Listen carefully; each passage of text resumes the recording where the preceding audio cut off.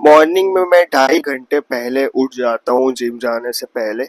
क्योंकि मील प्रिपेयर करनी होती है, प्री वर्कआउट मील बनानी पड़ती है और उसको डाइजेस्ट होने के लिए टाइम देना पड़ता है, इसलिए मैं जल्दी उठ जाता हूँ और मैं 9:30 बजे तक जिम पहुँच जाता हूँ यहाँ पे।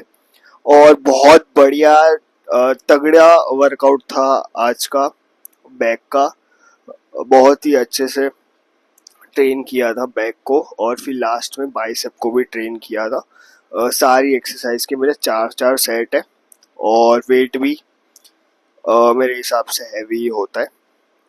फिर लास्ट में डेडलिफ्ट, इसमें भी 80 kg वेट से 4 सेट लगाए थे, 16 17 रेप्स निकले थे मेरी सारी एक्सरसाइज में, सारे ही सेट्स में।